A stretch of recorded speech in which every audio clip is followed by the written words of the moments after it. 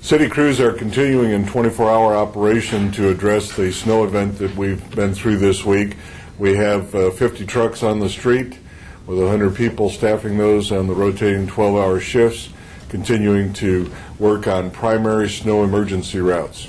We have made a shift from the approach that we were describing to you yesterday. That shift is we are continuing to run 100% sand on our treatment method on the pavement.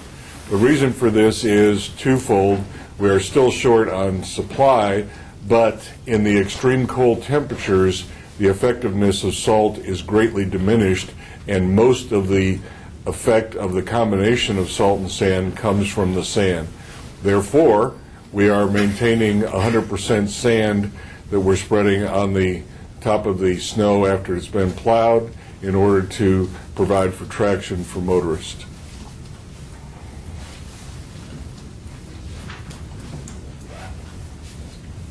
We remind property owners that they are responsible for clearing sidewalks adjacent to their property.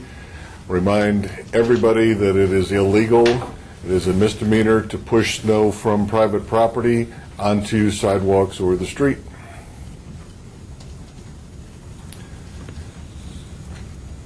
The snow is over, the visibility is good, but traction conditions are still a concern. So it is important that people continue to avoid rapid acceleration or braking, increase following distances, I can't say that word, increase following distances, and to leave early to leave additional time for their commutes. Questions? Joe, on that. How much salt do we actually have left? I mean, I know you said you're not going to be using it for now, but how much do we have left? We are still close to the 1,200 tons that we started the event with. The use of the salt sand has been extremely limited. Any percentage, would it still be around that 30% mark? Still about a third, yeah, about 32%. And Joe, can you say with the bitter cold temperatures like we have and what they're predicting for the next several days, should people just expect that the roads are going to continue to have that pack, that snowpack on them? I think that snowpack could be continued. It could be. I think that the snowpack will persist because of a combination of cold temperatures. There's a little bit of sun out there right now, but cloud cover is expected to return. We're just not going to have very favorable conditions. If there is any good news in that snowpack with the sand on top of it, because of the lack of thawing, we won't have near as much of a problem as we might otherwise have with refreeze. When we have higher temperatures and we put our salt sand mix out, we do have to treat overnight as temperatures fall again below freezing to make sure that the snow that melts doesn't create a separate problem. The cold temperatures at least keep us consistently in a frozen state. And when you guys go through and you have that blade down and you're scraping, you don't want to get too low, I'm guessing, just by watching them, because they don't want to dig up the asphalt, right? Right. It's not removing the top layer of pavement. And as a result of that, we get in the condition where we need to have something for traction because there's still some material left. In most storm events, we end up with that little bit of remaining material melting off or sublimating off fairly quickly. That's just not going to be the case in this storm. We're going to be stuck with it for a few days. So we are continuing to put additional sand down at a higher rate than we normally would because the sand's going to provide traction. We are almost done with the sanding operations on the primary emergency routes, and we will be moving to our secondary snow emergency routes sometime this afternoon. How's your sand supply? Sand supply is not an issue. We have a local supplier for that under contract. They've been cooperating with us. We took an additional 1,000-ton delivery of sand at each of our 3 maintenance facilities this morning. Just some more questions, really, sorry, regarding the salt issue. How do we get salt from Hutchinson for people who are just kind of concerned about why we aren't getting more and why it's taking so long to get this? Our contract for the purchase of salt from the mine in Hutchinson includes the transport and delivery of that salt from the mine in Hutchinson to Cornejo Sand. Cornejo Sand then has a contract with us to mix sand and salt 50-50 and deliver it to our maintenance facilities. And when do we start using salt? When do we start using the salt mixture on our roads? Well, at this point, the reason that we're holding off is because of the cold temperatures and the fact that we have additional weather potential over the weekend. And then speaking of that, how prepared do you guys think you are for this potential? I know yesterday you were saying that this storm was very predictable. It really followed the path that everyone said it was going to. And now this storm coming up, you said, well, we don't know how it's going to pan out. It's all really unpredictable right now. How are you guys trying to prepare for that one? The way that we deal with the uncertainty of the weather forecast for the storm that's expected later this week and possibly over the weekend is basically we are going to stay in snow emergency operations until this weather system clears out. So we will have folks that are running these 2 12-hour shifts. If the weather conditions improve to a point where we can reduce from 12 hours to 8 hours, we'll do that, but we won't be changing schedules around in terms of having employees work different times of the day for a starting time. They'll maintain their start times as either noon or midnight. Was that clear? That wasn't clear, was it? Okay.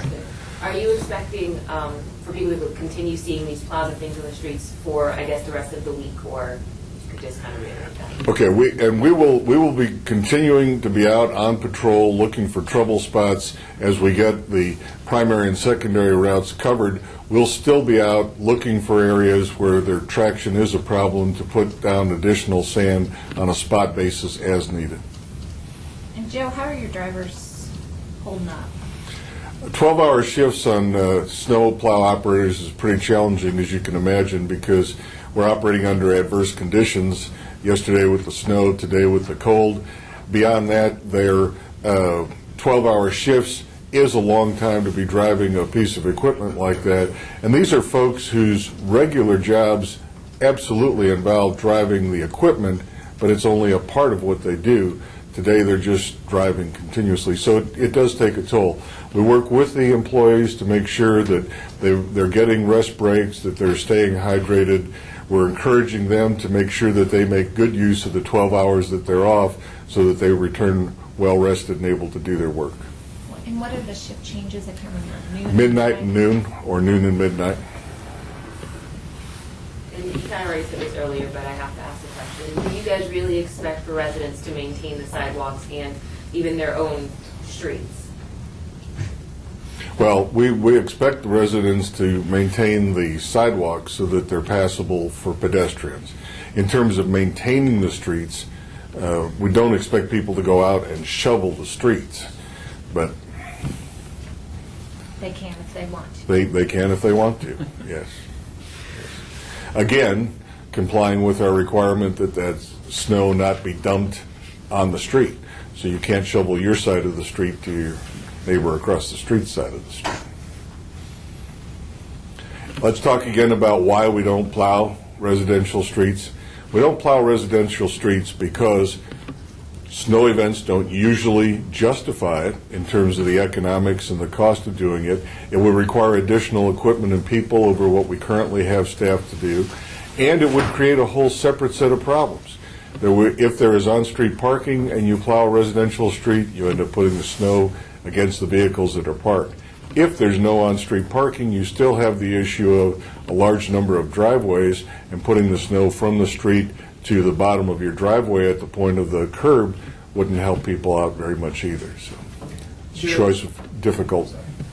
Joe, you mentioned you're going to start clearing secondary. Is that Yes. correct? Can you define the secondary streets? Yes. Secondary snow emergency routes are defined in our snow plan that I think most of you have accessed already, but they are basically streets, whereas the primary emergency routes you can think of as the arterial streets, the mile line streets. Secondary snow emergency routes are primarily what are called collector streets.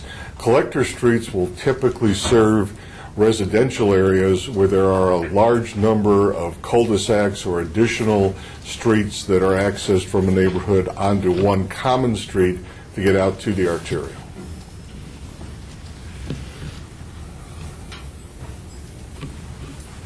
So are you guys, I don't know. I know we had that storm last year, but, this one, it seems, I don't know if we got more snow. I think we got about the same amount, but We got twice as much snow. Than the last big year. one last year? The big Oh, one last last year. year we did, Yeah, yeah. yeah, okay, the end of So this is February. nothing. Well, Say it, Joe. we'd rather have this than have last year. Okay. Yeah. I can Even remember. with the cold, because last year we didn't have quite the cold temperatures that we're having now. Because that's really causing you guys a lot of problems because those streets just aren't. I will tell you that the cold makes any snow event last longer, and most people in Wichita are not accustomed to that. We're accustomed to it snows for a day or two, the temperatures warm up, the sun comes out, and it melts off pretty quickly down to bare pavement.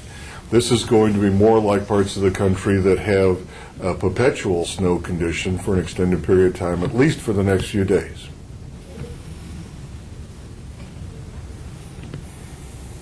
Anything you want to emphasize to residents in the area? Whether it's driving safe, clearing off their sidewalks, or whatever else? We appreciate the cooperation that the public has shown in terms of avoiding travel when possible, so that gave us and gives us better access to the streets to treat them so that we can get back to a more normal condition sooner.